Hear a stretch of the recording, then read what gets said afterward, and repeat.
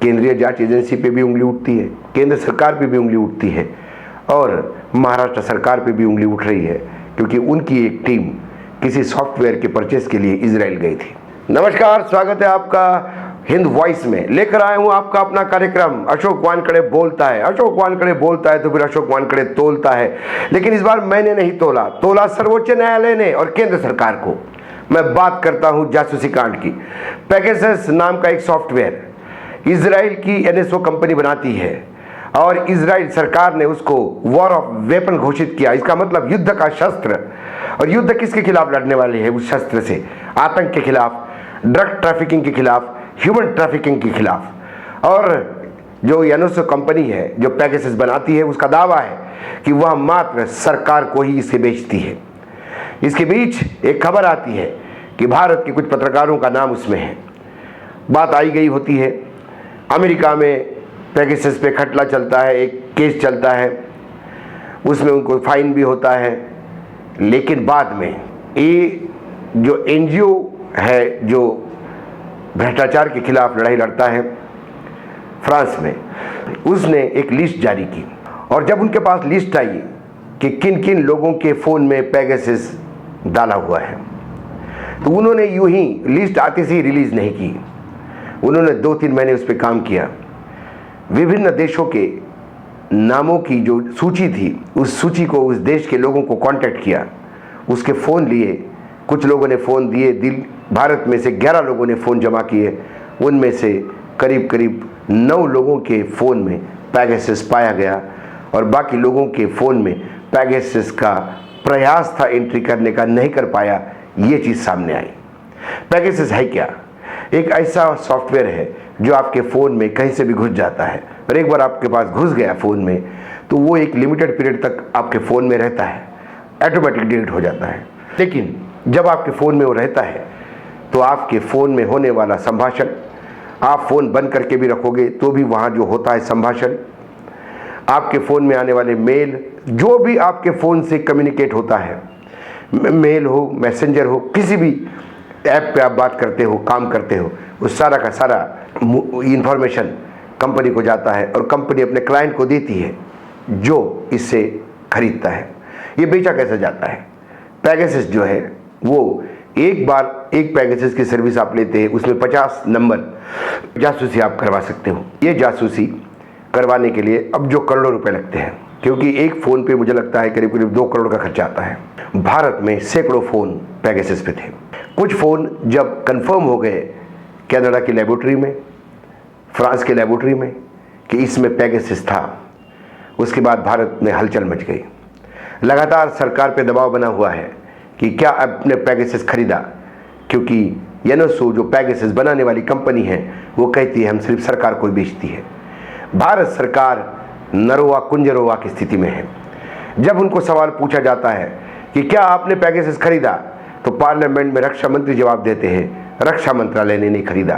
भारत में विभिन्न मंत्रालय हैं, क्या हर मंत्रालय ये जवाब देगा? तब हम मानेंगे भारत ने नहीं खरीदा। ये किसको बेचता है एनएसओ? पेगासस की सर्विसेज केंद्र सरकार, राज्य सरकार और केंद्र सरकार की एजेंसियों को, जांच एजेंसियों को बेचा जा सकता है। तो हमारे यहाँ इसको खरीदा किसने? केंद्रीय जांच एजेंसी पे भी उंगली उठती है, केंद्र सरकार पे भी उंगली उठती है और महाराष्ट्र सरकार पे भी उंगली उठ रही है, क्योंकि उनकी एक टीम किसी सॉफ्टवेयर के परचेस के लिए इजराइल गई थी। हालांकि सरकार मना करती है, लेकिन ये तब का काम था जब देवेंद्र फडणवीस वहाँ मुख्यमंत्री थे। उसके बाद सर्वोच्च न्यायालय में लोग गए, क्योंकि जिन लोगों के फ़ोन में पेगासस पाया गया उन्होंने सर्वोच्च न्यायालय को गुहार लगाई कि निजता का जो अधिकार है, यानी राइट टू प्राइवेसी, इसका हनन हुआ है। सर्वोच्च न्यायालय ने केंद्र सरकार को बार बार नोटिस देके पूछा, क्या आप हमें बता सकते हैं कि आपने एनएसएस खरीदा है या नहीं?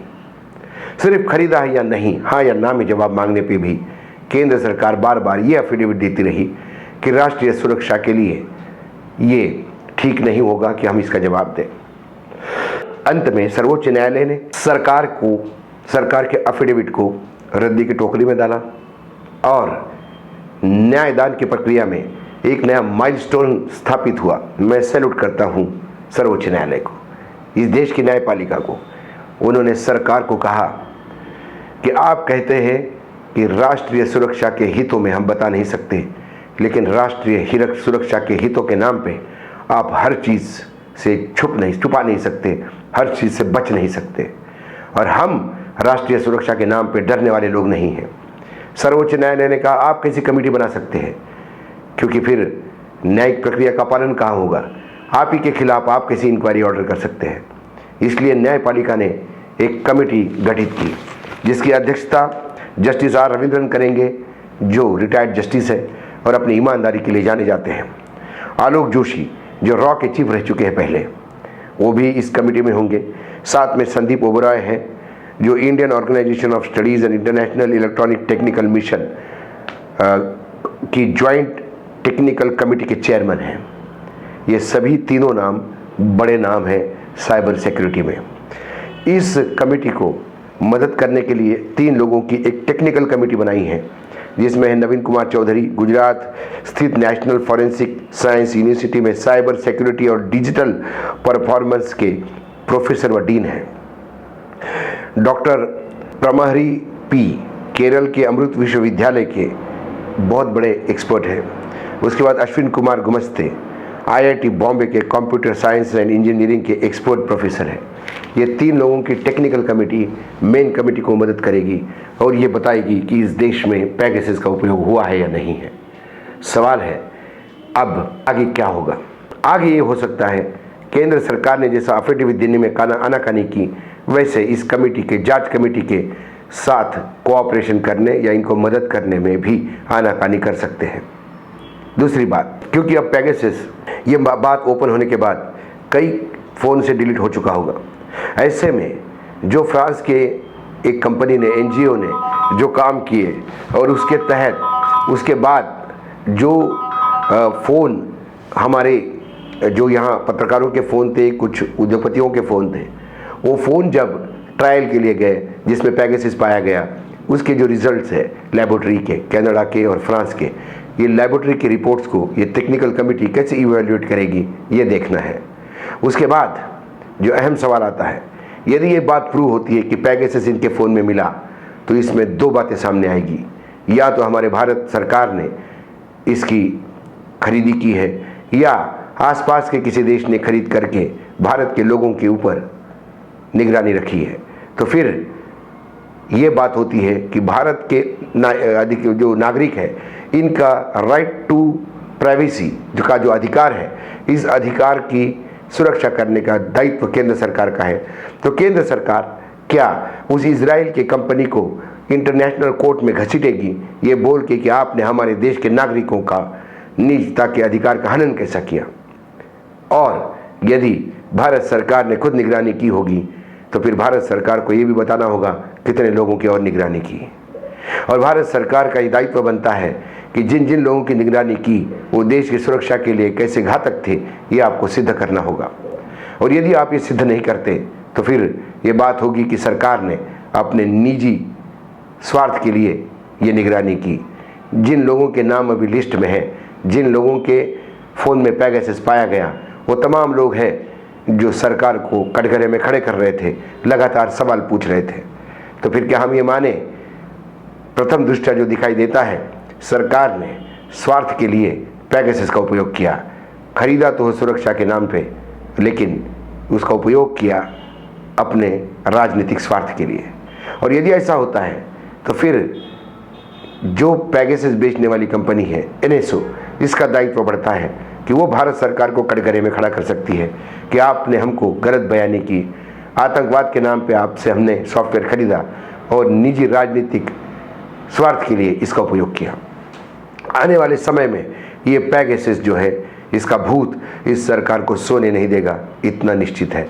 लेकिन एक बात भी निश्चित है कि यदि पैगासस पाया गया भारतीय लोगों के फ़ोन में तो फिर किसी न किसी ने तो इसकी निगरानी की होगी। पाकिस्तान को ऐसे पत्रकारों से क्या लेना देना जो भारत सरकार के खिलाफ आवाज़ उठाते हैं। प्रहलाद पटेल एक मंत्री हैं, उनके ड्राइवर और कुक का भी नंबर पैगासस में लिस्ट में है। राहुल गांधी का नंबर भी पैगासस के लिस्ट में है। ये तमाम लोग देश के लिए सुरक्षा के लिए कैसे घातक हो सकते हैं, सवाल ये है। ये कई सवाल हैं। और फिर एक बात और बता दूं कि सत्ता में जो लोग बैठे हैं उनका इतिहास भी हमेशा जासूसी का रहा है। चाहे उनके भारतीय जनता पार्टी की अंदरूनी लड़ाई हो या बाहरी लड़ाई हो। हमने देखा गुजरात में कैसे सीढ़ियाँ बनती रही, कैसे ऑडियो टेप लीक होते रहे, कैसे एक दूसरे पर निगरानी होती रही और कैसे इसका राजनीतिक लाभ लेते गए। ऐसा ही क्या भारत में भी वो कर रहे थे, और यदि ये कर रहे थे तो फिर एक लोकतंत्र कहाँ है? ये तो लोकतंत्र के विपरीत काम हो रहे हैं। फिर लोकतंत्र के मसीहा अपने आप को कहने वाले आज कटघरे में खड़े हैं।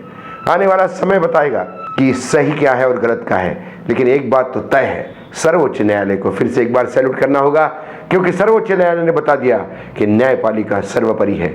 और इस देश में जो संविधान बाबा साहेब आम्बेडकर लिख के गए हैं, उस संविधान के हिसाब से यदि देश नहीं चलता है तो न्यायपालिका का अंकुश अपना काम करेगा। आज इतना ही, इसके बाद फिर आऊँगा किसी नए विषय के साथ। तब तक आप देखते रहिएगा हिंद वॉइस।